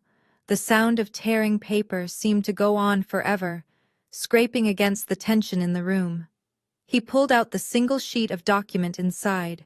He unfolded it, smoothing the creases that had set over 5 long years. The paper was old, slightly yellowed at the edges, a stark contrast to the crisp white legal briefs stacked on his desk. He adjusted his glasses and began to read. The courtroom held its breath. Even. Marcus stopped smiling, his eyes tracking the judge's movement, trying to gauge the reaction. He started to look a little less comfortable, shifting in his seat, pulling at his collar. Sarah leaned closer, her hand gripping the back of Marcus's chair, her knuckles white. She knew. Something in her predator instincts told her that the energy in the room had just shifted violently. I watched the judge's eyebrows knit together in confusion, and then slowly rise in surprise. He read the document once, then he read it again, tracing the lines with his finger as if he could not believe what was written there. He looked at the date at the top of the page. Then he looked at the notarized stamp at the bottom. Finally, he looked up. His gaze landed on Marcus, but the warmth was gone. The judicial neutrality was gone, replaced by a look of stern disbelief mixed with something that looked almost like pity for the sheer stupidity he was witnessing. "Mr. Brooks," the judge said, his voice dropping an octave, sending a shiver through the room. He held the paper up facing Marcus, so the signature was visible even from a distance. "Do you recognize this document? Because it appears to bear your signature, and it completely contradicts every single word you have said in this court today." Judge Patterson cleared his throat, and the sound was like a gavel striking wood echoing in the silent courtroom. He began to read aloud from the paper in his hand, and every word felt like a nail being driven into the coffin of Marcus's ego. I, Marcus Brooks, being of sound mind and body, hereby acknowledge a personal debt of $100,000 paid on my behalf by Zora Brooks to settle outstanding gambling liabilities. In exchange for this financial rescue, I voluntarily waive any and all future claims to Zora Brooks's premarital and marital assets, including but not limited to Zora Construction Group, and all real estate holdings. I further acknowledge that I am a financial dependent with no equity contribution to said businesses, and that my role is solely that of a spouse and not a business partner. The judge stopped reading and looked up over the rim of his glasses. The silence that followed was absolute. It was the kind of silence that happens after a bomb detonates. But before the dust settles, Marcus's face went from pale to a sickly shade of gray. The memory hit him like a freight train crashing through the fog of his arrogance. He had buried that night deep under layers of denial and expensive scotch. He remembered now. He remembered the smell of the dive bar where I found him 5 years ago, shaking and crying because he owed money to men who broke fingers for fun. He remembered begging me to save him, promising he would do anything if I just wrote the check. He remembered signing the paper on a sticky table without even reading the fine print because he was so desperate for the money. He had sold his future to save his kneecaps, and then he had forgotten about the sale. Sarah let out a small strangled sound behind him. She looked at Marcus, and for the first time, she did not see a golden goose. She saw a bankrupt fraud. She grabbed his arm, her perfectly manicured nails digging into the fabric of his expensive suit jacket. "You said you handled it," she hissed, her voice trembling with rage. "You said she had nothing on you. You said you built that company." Marcus tried to speak, but his mouth was dry. He opened and closed it like a fish pulled out of water. "That is not," he stammered, looking from the judge to me and back again. "That was under duress. I was drunk. I did not know what I was signing." Judge Patterson was not impressed. He tapped the document with his index finger. "Mr. Brooks, this document is notarized. There is a witness signature here from a public notary, and there is a video file attached to the digital record, where you clearly state you understand the terms. You were not too drunk to take the check, were you?" Marcus slumped in his chair, his entire posture collapsing. The confident lifestyle consultant vanished, replaced by the scared little boy who needed his wife to bail him out. The realization was washing over him in waves. He had spent the last 6 months bragging about taking half my empire. He had spent the last week spending money he did not have on a mansion he could not afford, and now, in the span of 3 minutes, it was all gone. The judge leaned back in his leather chair and delivered the verdict that shattered Marcus's world into dust. Based on this valid and binding agreement, the court finds that there are no marital assets to divide. The judge spoke clearly, his voice ringing with authority. "You waived your rights 5 years ago. Mr. Brooks, you are not an investor. You are by your own admission a dependent. Therefore, the court awards 100% of Zora Construction Group and all real estate properties to the plaintiff, Zora Brooks. You are entitled to 0% of the business, 0% of the real estate, and $0 in spousal support. In fact, you are leaving this marriage exactly as you entered it, with nothing but the clothes on your back." I watched Marcus bury his face in his hands.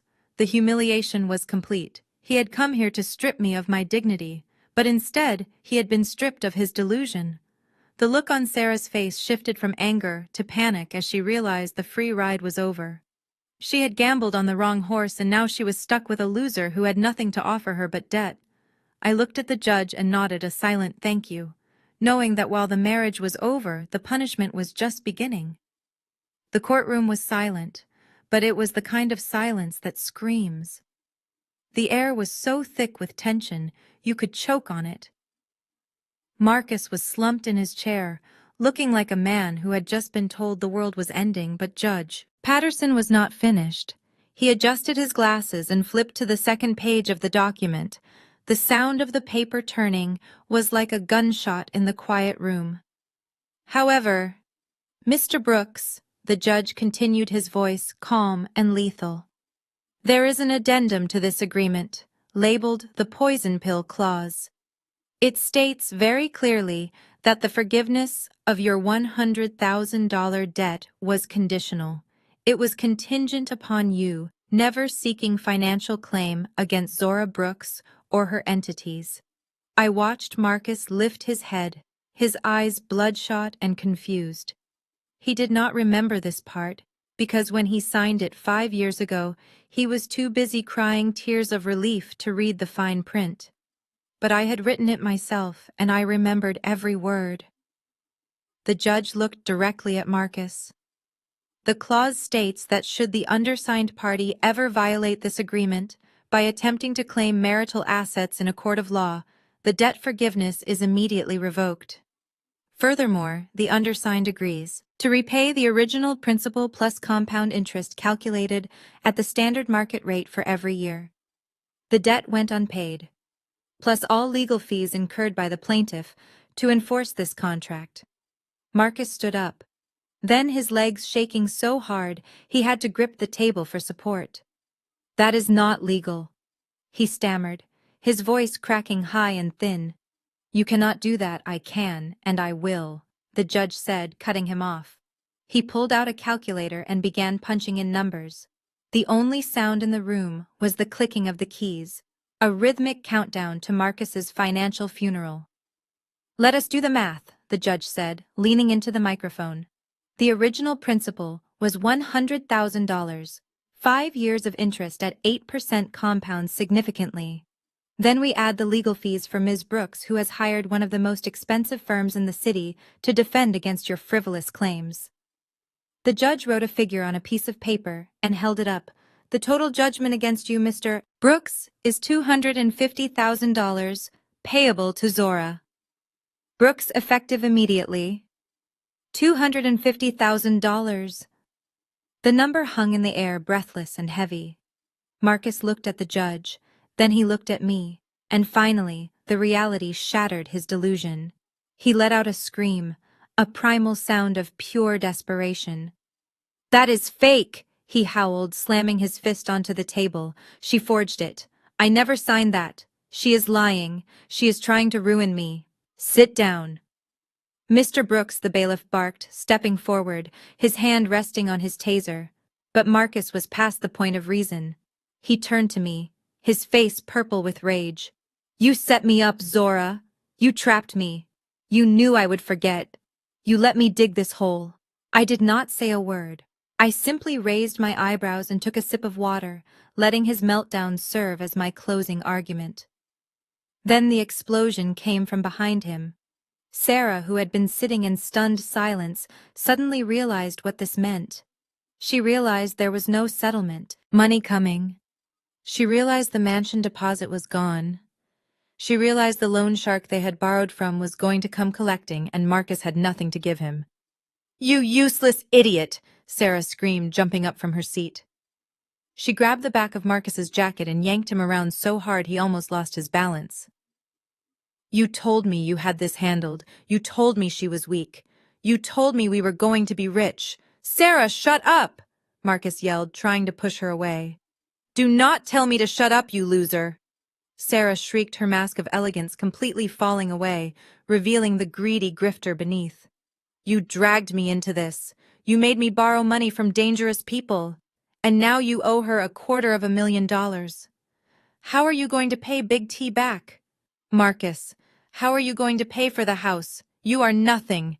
You are broke and you are nothing. Order, the judge bellowed, banging his gavel so hard the sound echoed like thunder. Order in this court, or I will have you both arrested. For contempt. 2 bailiffs moved in, separating Sarah and Marcus. Sarah was panting, her chest heaving, her eyes wild with fear. Marcus was staring at the floor. A broken man who had just realized he had gambled his life away and lost. Judge Patterson looked down at them with pure disgust. I have heard enough. Judgment is awarded to the plaintiff, Zora Brooks, regarding all assets. The defendant, Marcus Brooks, is ordered to pay the sum of $250,000 within 30 days. Failure to pay will result in wage garnishment and seizure of any personal property. And frankly, Mr. Brooks, if I see you in my courtroom again, it will be in handcuffs. Case closed. The judge stood up and walked out, leaving Marcus standing in the wreckage of his own greed. I gathered my papers calmly, placing the yellow envelope back into my bag. I stood up and smoothed my skirt, looking at Marcus one last time. He looked up at me, his eyes filled with tears. "Zora, please," he whispered. I turned my back on him and walked out of the courtroom feeling lighter than I had in years. The debt was called in and the books were finally balanced. The heavy wooden doors of the courtroom swung shut behind us, sealing the verdict inside. But the war was far from over. It had simply moved from the judge's bench to the marble hallway. The moment we stepped into the atrium, the air shifted. The false unity that Marcus and Sarah had maintained for months. The facade of the loving couple fighting against the evil ex-wife shattered into a million jagged pieces. Sarah stopped walking abruptly. Her heels, which had clicked with such purpose and arrogance on the way in, now sounded like gunshots stopping in the silence. She turned to Marcus, and I watched the transformation happen in real time. The demure, supportive girlfriend melted away, revealing the predator beneath. Her face was twisted not with sadness, but with a raw, ugly fury. "You lied to me, Marcus," she hissed, her voice echoing off the high ceilings, drawing the attention of lawyers and clerks passing by. "You looked me in the eye and told me it was handled. You said she had no paperwork. You said the money was ours." Marcus reached out to touch her arm, a pathetic attempt to calm the storm. "Sarah, baby, please, lower your voice. We can figure this out. We just need to appeal." "Appeal?" Sarah laughed, and it was a terrifying sound, sharp and brittle. "Appeal with what money?" "Marcus, you owe her $250,000 plus legal fees. You are not just broke, you are in the negative. You are a sinking ship, and I am not going down with you." She pulled her arm away from him with such force that he stumbled back. Then, without warning, she raised her hand and struck him. The sound of her palm hitting his cheek was louder than the judge's gavel. It was the sound of total disrespect, the sound of a transaction ending badly. Marcus held his cheek, looking at her with wide, shocked eyes. "Sarah," he whispered, "why are you doing this? I did this for us." "For us!" Sarah screamed, and for the time, she was being completely honest. "You think I did this for us? You think I slept with you because I liked your personality? You are a 40-year-old man with a gambling addiction and no career. I slept with you because your wife is rich. I tolerated your snoring and your delusions because I wanted the lake house, I wanted the black card, I wanted the life she built." I stood a few feet away, leaning against a marble pillar, watching them tear each other apart. It was like watching a nature documentary, where the hyenas turn on each other when the carcass is gone. I did not say a word. I did not need to. My silence was the canvas upon which they were painting their own destruction. Marcus looked as if he had been punched in the gut. "You do not mean that," he stammered. "You love me, we are soulmates. I am a survivor." "Marcus," Sarah spat. She looked down at the diamond engagement ring on her finger, the one he had bought with the loan shark money. She twisted it off her finger and threw it at his chest. It bounced off his lapel and skittered across the floor, landing near a trash can. "Sell that," she said, cold as ice. "It might buy you a bus ticket out of town because you are certainly not coming back to my apartment. My landlord does not like tenants who have zero net worth." She turned on her heel and began to walk away, leaving him standing there, red-faced and trembling. But Marcus was not ready to be alone. He was a parasite, and a parasite needs a host. He looked around the hallway, panic rising in his chest, and his eyes landed on me. "Zora," he said, taking a step toward me, his voice shifting instantly from desperation to manipulation. "Zora, wait, you saw that, right? She is crazy. She manipulated me." Zora. I was brainwashed. She made me do it. I watched him approach me, the man I had vowed to spend my life with, trying to crawl back over the wreckage he had created.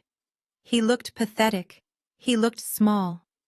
I never wanted to hurt you, baby, he pleaded, reaching out his hands. I just got lost. But I am back now. We fix this. We can work out a payment plan. We can start over. You know I am good at sales. I can work for the company again. I looked at his outstretched hands, and then up at his eyes. I felt absolutely nothing. No anger, no sadness, just a profound sense of relief that he was no longer my problem. I stepped back, avoiding his touch. Marcus, I said, my voice calm and final. You are not listening. You do not owe me an apology.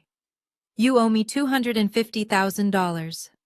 And frankly, I do not hire people with a history of fraud.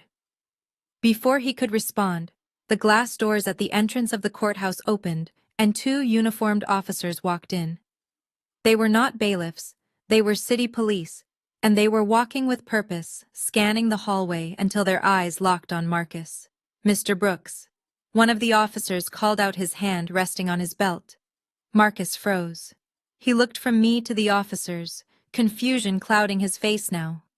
What he muttered, thinking it was perhaps the loan shark sending thugs or maybe security coming to reprimand Sarah for the slap.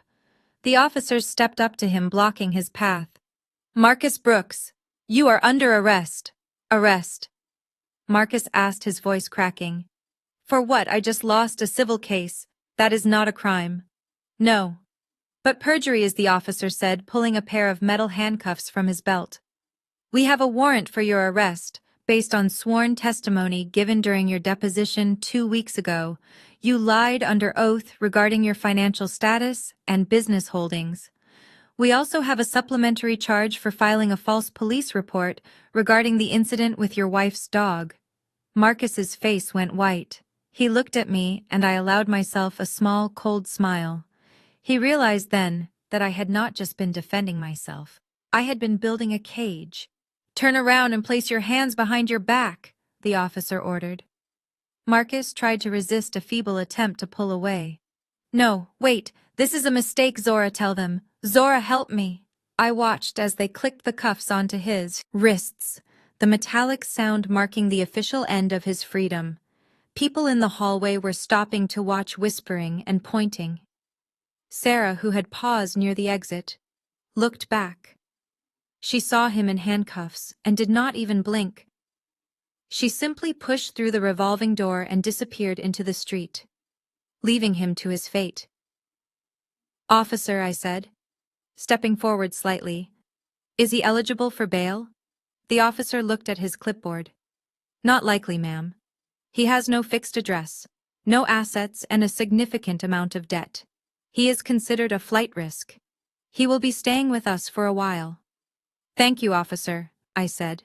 Zora. Marcus screamed as they began to drag him toward the exit. Zora, do not let them take me. I am your husband. I am not your wife. Marcus, I called out to his retreating back. I am your creditor, and I expect my payment on the 1st of the month. I watched until the doors closed behind them, cutting off his screams. Silence returned to the hallway. I took a deep breath, filling my lungs.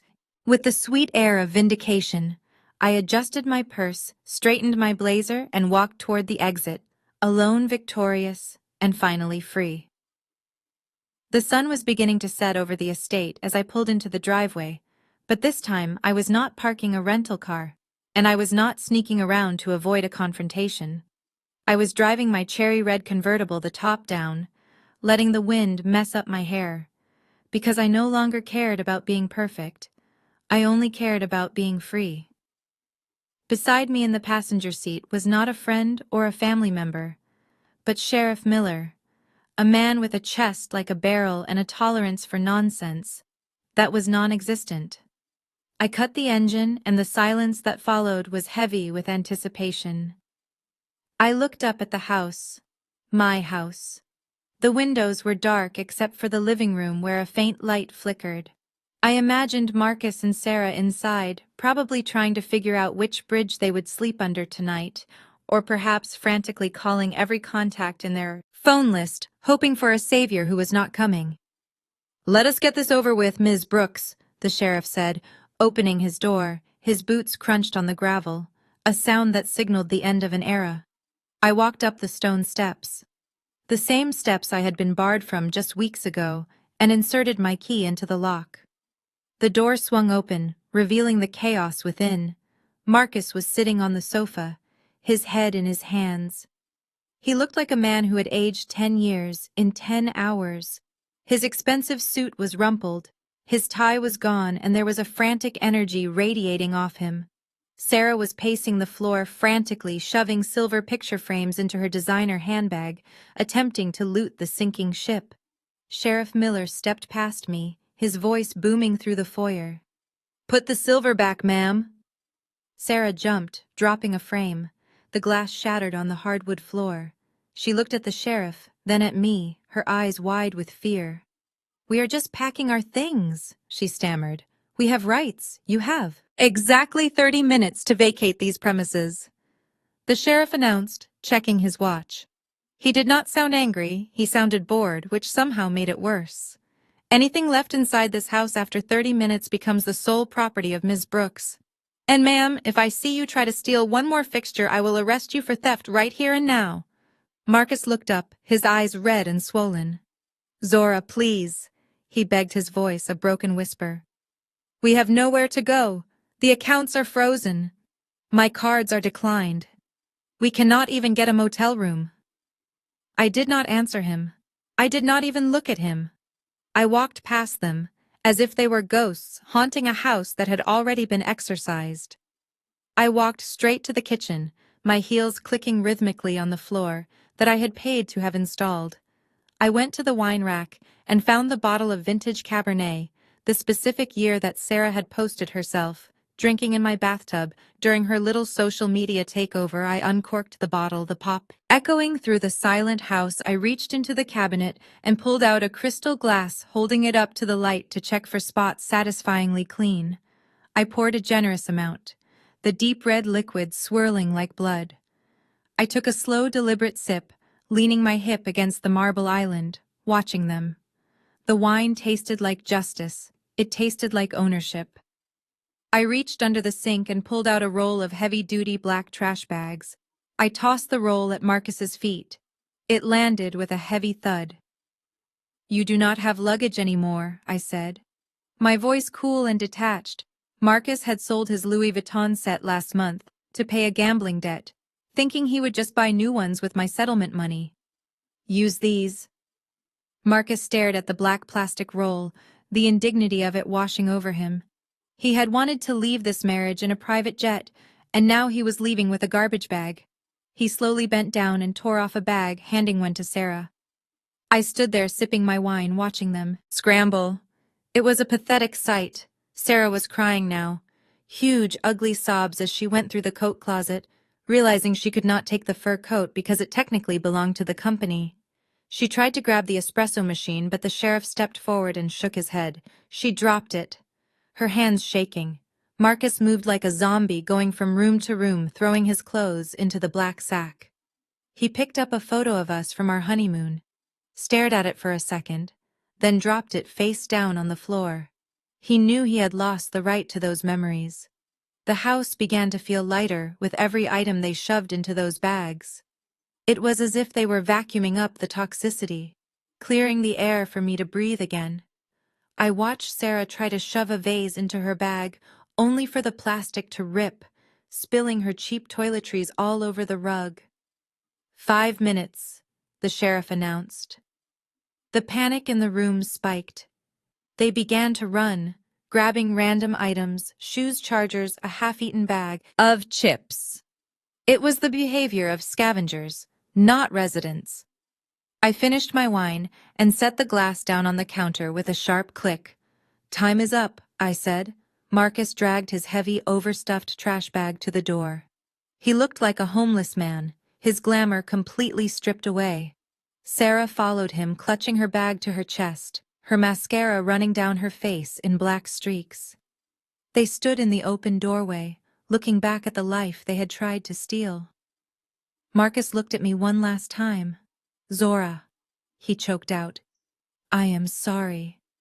I never meant for it to end like this." I looked at him and felt nothing. Not love, not hate, not even pity. I just felt a profound sense of closure. I reached into my pocket and pulled out the platinum wedding band he had given me 10 years ago, a ring I had later found out was bought with money. He stole from my purse. I tossed the ring through the air. It caught the light one last time before landing with a soft thud, right on top of his open bag of dirty laundry. "Take it up." "Take it," said my voice void of emotion. "Sell it for scrap. It should be enough for bus fare because you are certainly not taking my car." Marcus stared at the ring, then at me. He closed the bag, slung it over his shoulder, and walked out into the night. Sarah followed him, not daring to look back. I walked to the door and watched them trudge down the long driveway, two dark figures disappearing into the shadows. I closed the heavy door and locked it. The sound of the deadbolt sliding home was the sweetest music I had ever heard. 3 months is not a long time in the grand scheme of things, but in my life it has been an eternity of healing and reconstruction. The silence in my life is no longer heavy with tension. It is light and filled with the melody of my own choices. The first thing I did after the dust settled was reinstate the payroll for my employees with a 10% bonus for their loyalty. The second thing I did was call Mr. Henderson regarding the stadium project. It turned out that once the truth about Marcus's perjury and Sarah's fake victimhood came out, the board of directors was more than eager to apologize. They not only reinstated the contract, but they expanded the scope, giving Zora Construction Group total creative control over the new urban park, meant to accompany the stadium. My business did not just survive the scandal, it thrived because integrity is a currency that never devalues. I was sitting in the office of a high-end real estate agent, signing the final mountain of paperwork for a new property. The agent, a woman named Linda, looked at me with wide eyes. "Ms. Brooks, are you sure you want to close on this specific property? I know there were others with better views." I smiled as I signed my name with a flourish. "I am sure, Linda. This house has a special sentimental value to me. It was the mansion in the gated community, the exact sprawling estate that Sarah had picked out, the one she and Marcus had put a deposit on using money borrowed from a loan shark. When they defaulted on the purchase, they lost that deposit and the house went back on the market. I bought it for cash, not because I needed 18 rooms, but because I wanted to wake up every morning in the space they thought they stole from me and know that I earned every square inch of it. It was not petty. It was poetic justice. I turned the guest wing they had intended for partying into a sanctuary for women recovering from financial abuse, giving back to a community that I was now proudly a part of. Sarah had vanished from the social scene entirely. Rumor had it, she had moved back to her parents' basement in Ohio, forced to sell her designer wardrobe on eBay to pay off her own share of the debts. Her influencer career ended the moment I released the security footage of her throwing herself at my glass table, proving that the internet never forgets a liar. One crisp autumn afternoon, I decided to take Buster for a walk in the downtown district near the new stadium site. Buster was happier than ever, his tail wagging as we navigated the busy sidewalks. He had forgotten the night he was held hostage, but I never would. We stopped at a red light near a popular fast food franchise, the kind of place that smells of grease and despair.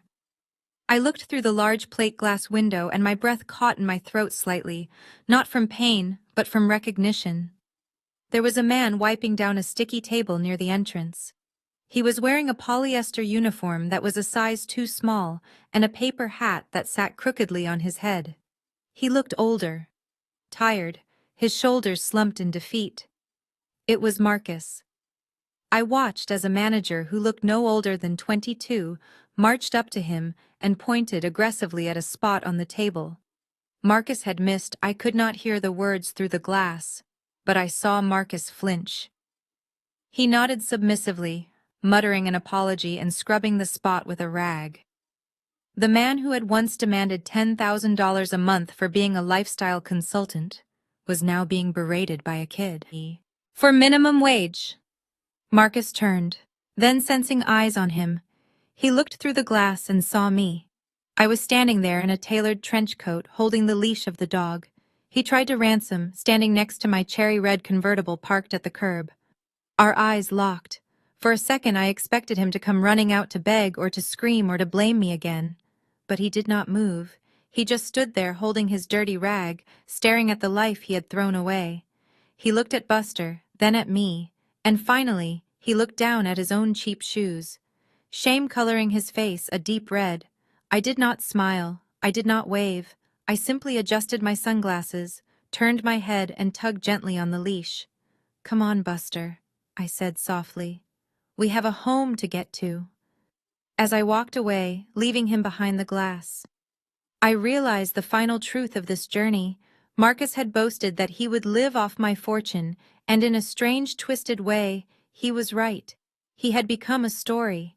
I would tell a lesson I had learned, a cautionary tale that fueled my drive to be smarter and stronger. He wanted to be a main character in my life, but he ended up being a footnote, a living, breathing example of the price of stupidity. I got into my car and drove toward the sunset, toward the mansion that was finally mine, toward a future where the only signature that mattered was my own. The rear-view mirror was empty, and for the first time in a long time, the road ahead was perfectly clear.